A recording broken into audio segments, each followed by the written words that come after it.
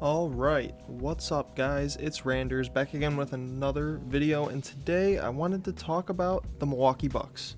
The Milwaukee Bucks have had a very interesting season, to say the least. Really up and down. They started off pretty well with Adrian Griffin, starting the season 30-13, second seed in the East, but mid-season they fired him. It was really shocking to a lot of people considering they were still a very successful team, 30-13, second in the East. You just don't expect teams to fire their coaches with a record and a positioning like that in the Eastern Conference. But they ended up doing that, and they hired Doc Rivers, which was a very controversial hire. Some people really liked it, some people really hated it. So it kind of depended on how you think Doc Rivers is as a coach.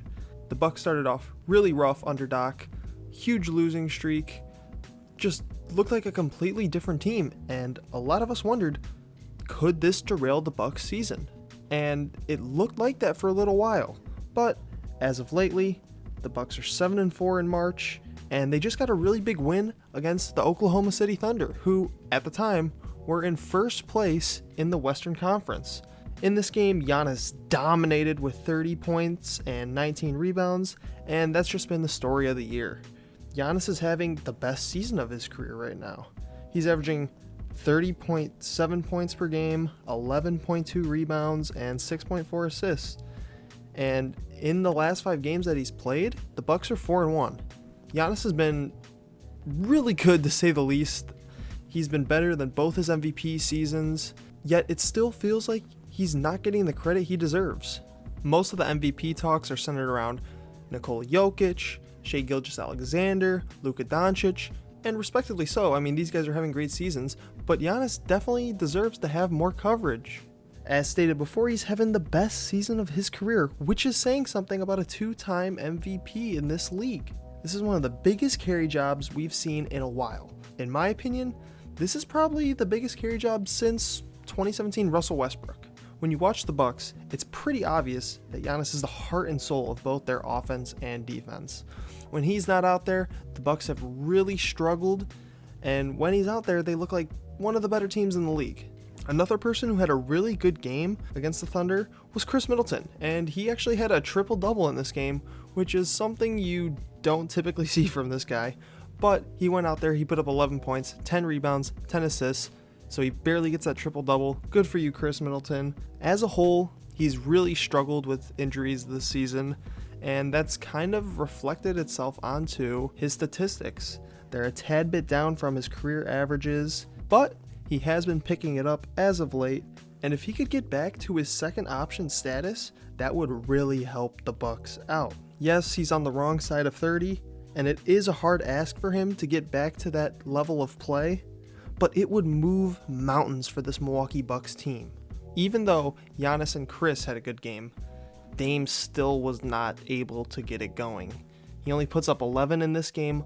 Luckily, they didn't need too much from him tonight. Dame just does not look like the same player in Milwaukee.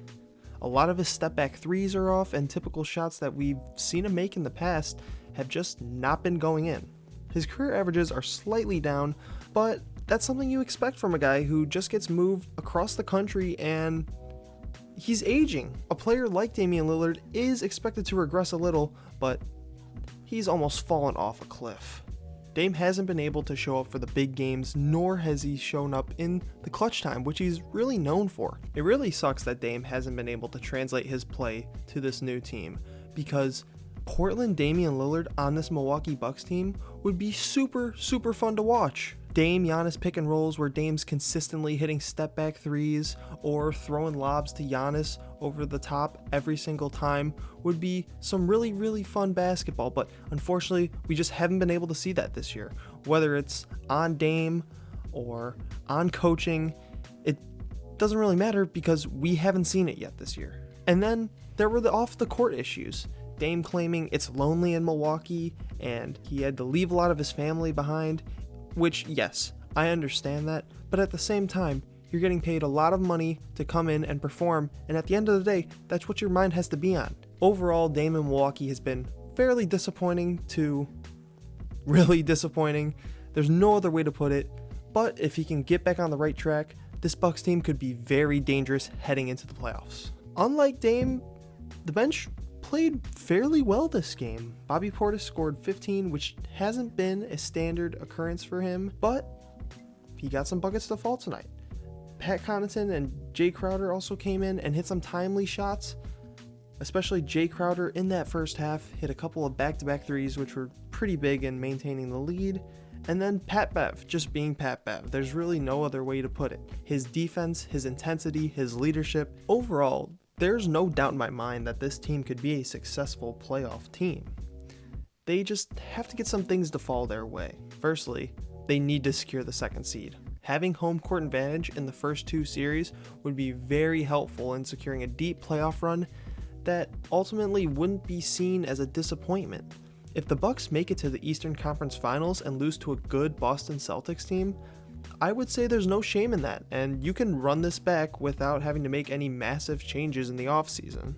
Another thing that would be crucial for a deep playoff run would be Dame stepping up. If Dame could get back to his playoff performance days in Portland, the Milwaukee Bucks could push to win the East. Something else that could help would be Chris Middleton taking his play to another level. If Dame can't step up, maybe Chris Middleton could turn back the clock a little bit and head back to his second option days, which is very unlikely, but you never know. Continuing to get Giannis help would also be very beneficial to this team. If the bench is able to come in and hit timely shots like they did and just not be a complete zero or negative when they're out there on the court, that would be really massive for this Bucks team. And if the defense can get back to where it was last year, watch out. This could be a very scary team in the East. Something else that has to be mentioned is Doc Rivers. We're all aware of his playoff chokes, and really besides 2008, he has not been a good playoff coach. Hopefully the Bucks can break the Doc Rivers curse and not give away an easy series, but at the end of the day, Doc Rivers is Doc Rivers. We just have to hope that that hire doesn't come to bite them in the butt. One more thing that I think is ironically pretty crucial to the Bucks having a deep playoff run would be to avoid the Heat in round one. The Bucks need to avoid the Heat in the first round of the playoffs. The Heat have had their name for a little while now. You go back to 2020 in the bubble. That's when we first saw the Heat really break out and beat a good Bucks team that they were not supposed to beat. And then in last year's playoffs, we saw the Bucks fall to the 8th seed Miami Heat, which really shouldn't have happened. The Bucks had a good regular season. They were looking good heading into the playoffs. All that just to lose to the 8th seed Miami Heat. So avoiding the Heat would be crucial in a deep playoff run, in my opinion. I feel this Bucks team is poised for a deep playoff run. They've struggled ever since their 2021 championship in the playoffs, so I feel they're almost due a run to the Eastern Conference Finals this year. If you disagree, or you see the Bucks as a first or second round exit for some odd reason, please let me know in the comments below. Otherwise, thank you all for watching.